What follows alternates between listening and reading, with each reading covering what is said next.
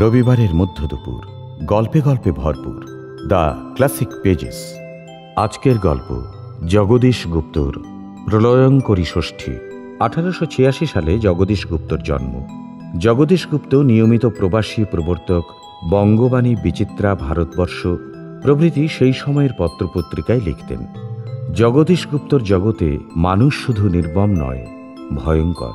মানবিক সম্পর্কগুলিও স্বার্থের বন্ধনে আবদ্ধ। তার উল্লেখযোগ্য গল্পগ্রন্থের মধ্যে রয়েছে বিনোদিনী, রূপের বাহিরে, শ্রীমতী, উদয়লেখা, তৃষিত, শ্রীক্ষণী, রতি ও বিরতি, উপায়ন, পাইক শ্রী মিহির প্রামাণিক, শশাঙ্ক কবিরাজের স্ত্রী, অশনি ভৃঙ্গার, মেঘাবৃত ইত্যাদি। 1957 সালে তাঁর জীবনাবসান ঘটে। Smoking and alcohol consumption is injurious to health. ধূমপান এবং মদ্যপান স্বাস্থ্যের পক্ষে ক্ষতিকর। শুরু হচ্ছে আজকের গল্প জগদীশ গুপ্তর প্রলয়ঙ্করী ষষ্ঠী।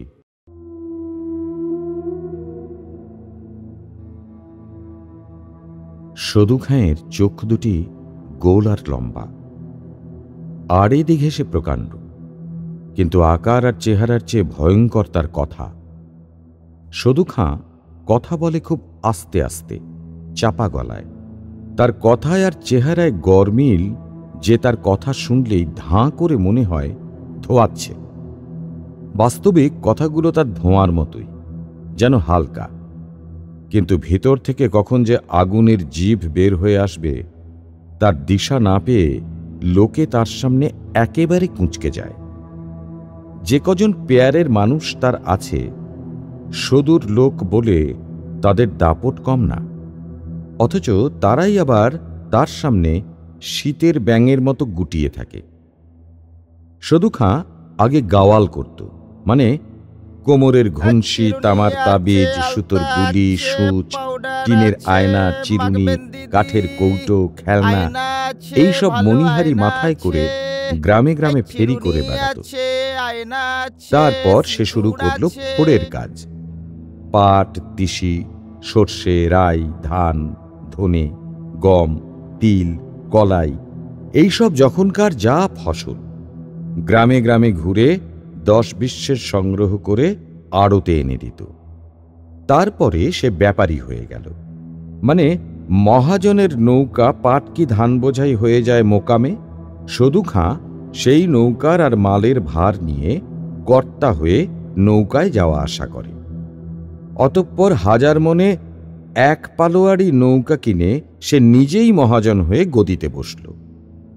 পয়মন্ত লোক, দেখতে দেখতে পর্তা ফিরে গেল, অনর্গল পয়সা হাতে আসতে লাগল, কিন্তু লোকটার বজ্জাতি গেল না।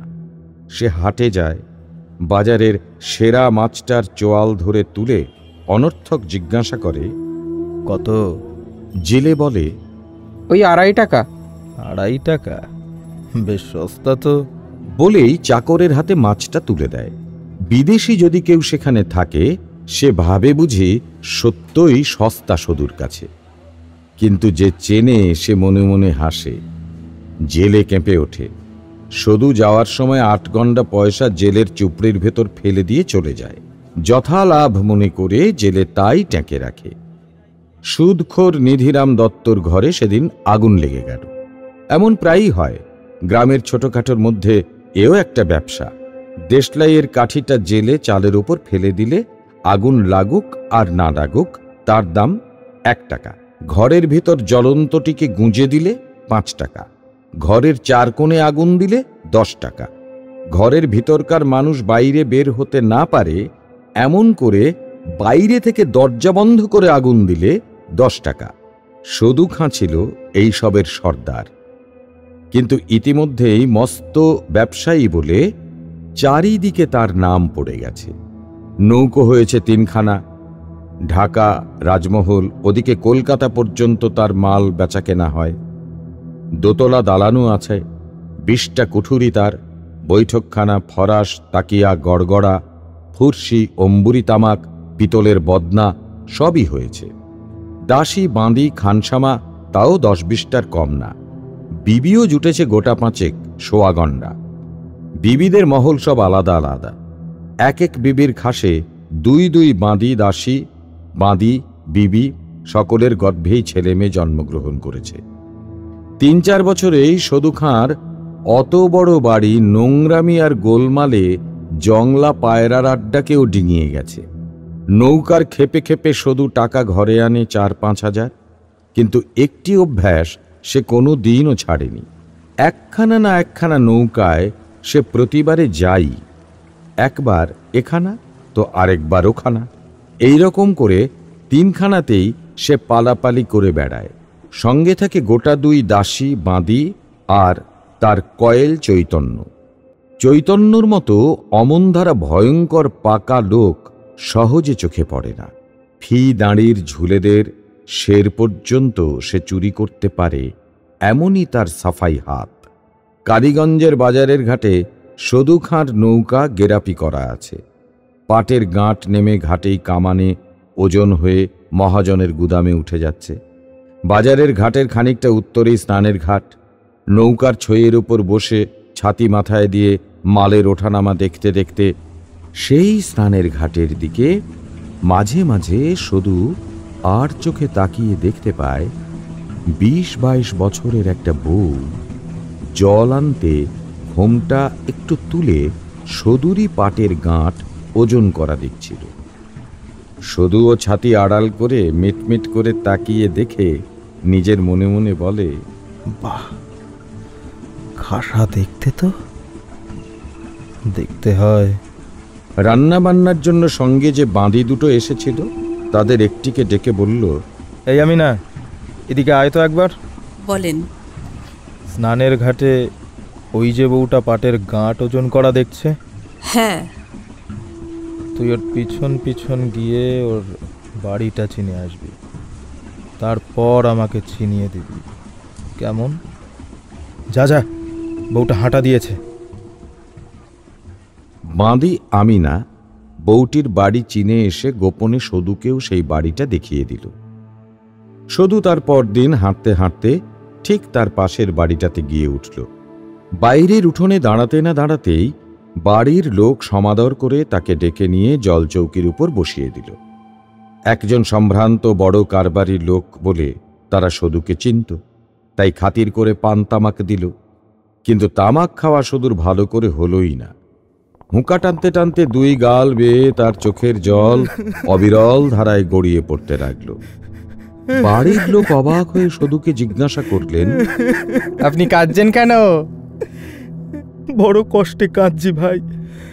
যাকে আর কোনোদিন দেখব বলে মনে আশা ছিল না, আল্লাহর দোয়ায় তাকেই আমি দেখেছি। উপস্থিত সকলেই হাঁ করে রইল। আমি দেখেছি ভাই, সে আমার বোন। নদীর ঘাট থেকে জল নিয়ে গেল একটা বউ। হঠাৎ তাকে দেখেই আমার বুক ছ্যাদ করে উঠল। এ কাকে দেখলাম? ঠিক আমার সেই মরা বোনটি, যেন বেহস্ত থেকে ফিরে এসেছে। যেমন রূপ তেমনি গড়ন, চলন যেন ঠিক তারই মতন, একেবারে সেই। বলেই শুধু হুঁকো ফেলে আরো কাঁদতে লাগল।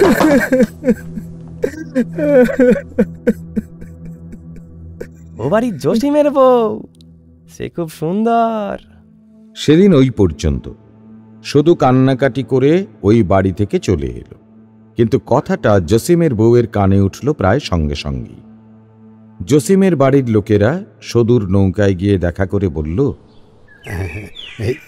যাবেন একবার মেহরবানি করে আমাদের গরিবের বাড়ি? না না, আজ যেতে পারবো না। তা তোমার নামটা কি? জসিম কারিগর। জসিম ভাই, কিছু মনে করো না, আজ আমার একটু তাড়া আছে। কাল ঠিক আসবো। আপনার দয়া। তারপর দিন শুধু 2 হাঁড়ি খাজা বাতাসা আর 2 হাঁড়ি জিলিপি নিয়ে জসিমদের বাড়ি এসে হাজির। আদর আপ্যায়ন দস্তুর মতো হল। বোনের বাড়ি ভাই এলে যেমন হওয়া দরকার। ছেলেবেলার গল্প, বড় হওয়ার গল্প আর সুখ্যাতি যা করল তাও ঢের। আর হাঁড়ি 4-5 খাজা বাতাসা জিলিপি ভাগ্নের নামে পাড়ার লোককে খাইয়ে সদু নৌকো নিয়ে সেখান থেকে চলে গেল। দিন 15 পরেই সদুর লোক জসিমের বাড়ি প্রায় 100 কাপড় চোপড় নিয়ে এলো। বোনের কাপড়, রুমাল, ভাগ্নের কাপড়, জামা, জুতো, রাঙা ছাতি, জসিমের 3 ভাইয়ের কাপড় জামা, জুতো, গামছা, ছাতি, আরো নানান রকমের মিষ্টি। সঙ্গে একটা চিঠিও এলো। বোনের জন্য প্রাণ 24 ঘন্টাই হু হু করে। জসিমের বাড়িতে তো রীতিমতো চেঁচামেচি শুরু হয়ে গেল। এ আল্লাহ, রাখি কোথায়? এত জামা কাপড়, এসব একেবারে আমাদের। যাক, এতদিন জসিমের দুঃখ ঘুচলো শালাকে পেয়ে, আর কোমর জলে দাঁড়িয়ে পাট পচাতে হবে না। কিন্তু এত কিছু দেওয়ার পাল্টা দেওয়া তো কিছু চাই, তবেই মুখ রক্ষা হয়। কিন্তু জসিমের যা অবস্থা, ভাত জোটে তো নুন জোটে না। অনেক কষ্টে সৃষ্টে 5 বাতাসা ছাড়া আর কিছুই পাঠানো হলো না। তবে এতে জসিমদের আক্ষেপ করার কিছু রইল না। 5 বাতাসা পেয়ে শুধু এমন আর্জি পাঠালো যেন সে সোনার খনির মুখ খোলা পেয়েছে।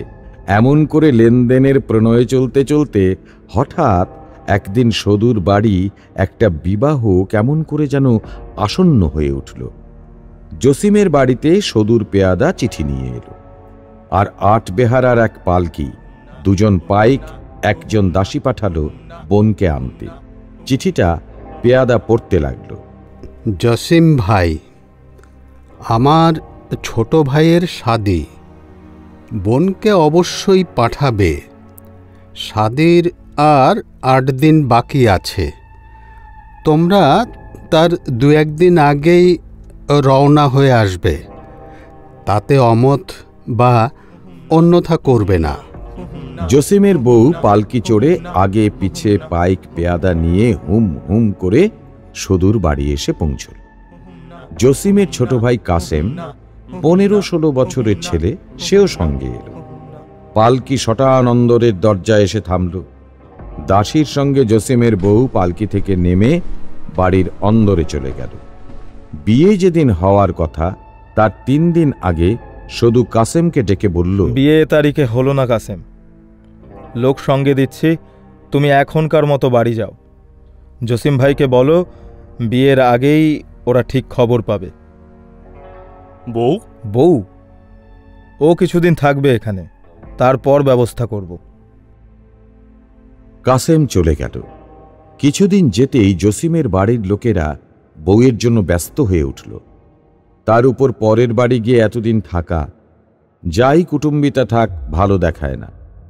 অবশেষে কাজ কামাই করে জসিম একদিন সদুর বাড়ি এলো। জসিম সদুর বৈঠকখানার দাওয়ায় বসে আছে। মনে মনে ভাবছে, বাপরে, কত বড় বাড়ি। এমন সময় বাড়ির মালিক আসতেই সে উঠে দাঁড়াল। আপ্যায়িত হয়ে জসিম একটু হাসল, কিন্তু ভুরু তুলে সদু বলল, কি চাও? যেন জসিমকে সে চেনেই না, এমনি সদুর আলগা ভাব। জসিম ভাবল, বড় লোকেরা বুঝে এইরকমই ঠাট্টা করে থাকে। তাই আরো খানিকটা হেসে বলল, ভাই, আমাকে চিনতে পারলেন না? না হে না, কে তুমি? তোমার বাড়ি কোথায়? সদুর রাগ দেখে জসিমের মনে হলো এটা বড় লোকের ঠাট্টা নাও হতে পারে। সে অবাক হয়ে গেল। একটু থেমে গুছিয়ে নিয়ে বলল, আপনার নামই তো সদু খাঁ।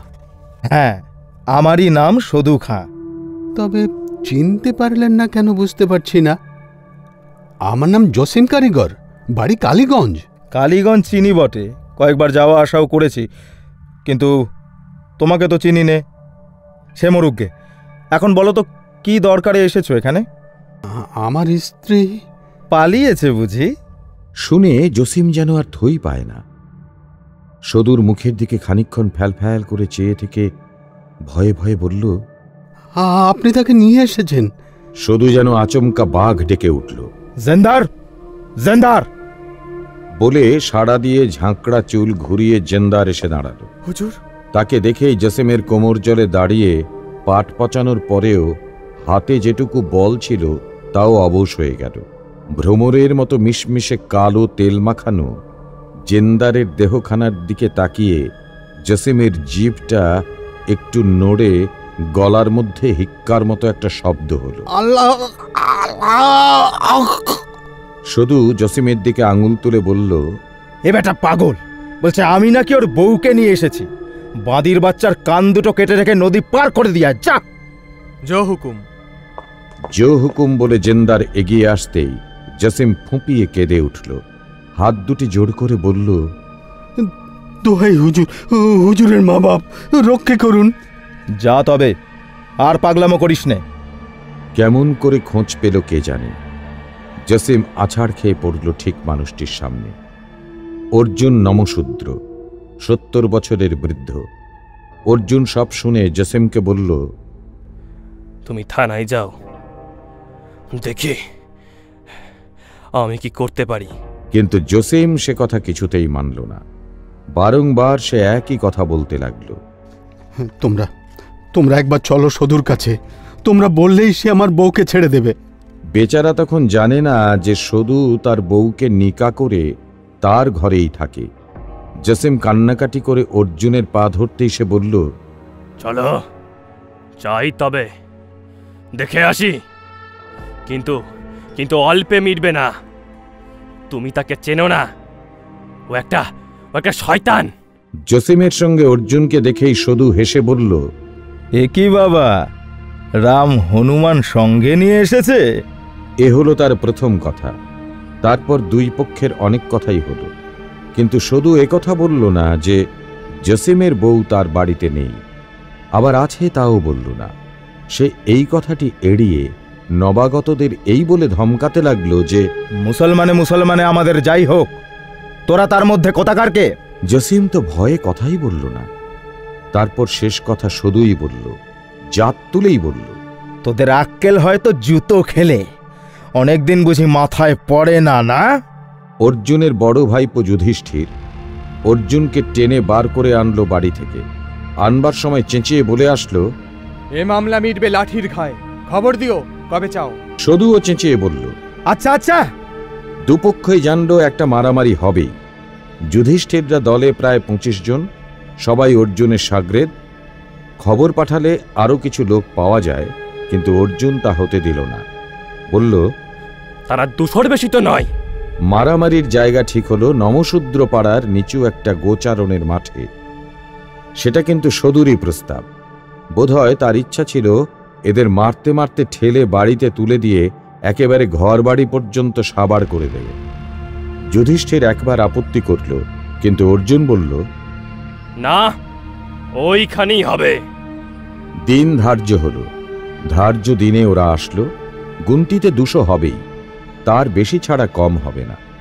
এরা মাত্র 22 জন। 22টি ঋজু সুগঠিত বৃষের মতো সুদৃঢ় দেহের গঠন, দুর্জয় সংযত শক্তি, কোথাও জড়তা নেই। সকলেরই গলায় রুদ্রাক্ষের মালা, পরনে রক্তাম্বর, কপালে সিঁদুরের ফোঁটা, হাতে একখানা করে 4 হাত লম্বা লাঠি। সবাইকে একত্র করে অর্জুন বলল, এই শোন, তোরা খুব আস্তে আস্তে এগিয়ে যা, আমি আসছি। বলেই সে ঘরে ঢুকল। সেখানে মাটিতে চেপে বসে মিনিট 5 চোখ বুজে থেকে তারপর মা মা বলে যখন সে চোখ খুলে উঠে দাঁড়ালো, তখন তার পূর্বের চেহারা একেবারে বদলে গেছে। সে যেন শিবের সংহার মূর্তি। এবার সে বাইরে এলো। সচরাচর যেন চলতে পারে না, এমনই সে জবুথবু। কিন্তু এ সময়ে রক্তের গন্ধে সে যেন ছুটে চলে। তার হাঁকে বাঘেরও পিলে চমকায়, এমনি গলার বেগ। তার লৌহ কঠিন পেশিবর্তুলগুলি তরঙ্গের শৃঙ্গে শৃঙ্গে, তটে তটে, তাদের সঞ্চরণে, আকুঞ্চনে, সম্প্রসারণে যেন রুদ্রের তেজ নাচতে থাকে। মা মা বলে ডাকতে ডাকতে ছুটে এসে অর্জুন বলল, মা মা মা তারা, মা তারা, এই তোরা সঙ্গে আয়। বলেই হাত ছেড়ে মাঠে গিয়ে পড়ল।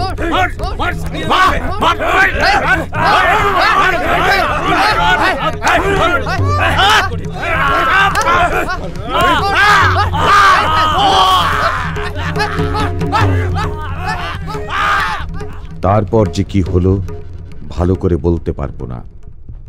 এক একটা ঝড়, খালি একটা শোঁ শোঁ শব্দ, অন্ধকারে হঠাৎ চোখ বুজে যায়। চোখ খুলেই দেখি হাত পা ছেঁড়া গোটাকতক মানুষ পড়ে আছে। চোখের সামনে আর সব ফাঁকা। সেই রকমই একটা কাণ্ড ঘটে গেল চক্ষের নিমেষে। মারামারি যখন থামল, তখন সেই 22 জনেরই মনে হলো কতকাল পরে তারা যেন মাটিতে ফিরেছে। অর্জুনরা কজন ছাড়া মাঠে তখন আর কেউ নেই। জসিমেরা 3 ভাই দূরে দাঁড়িয়ে থরথর করে কাঁপছে। জসিম তার বউকে ফিরে পায়নি। বউ নিজেই আসতে চাইবে।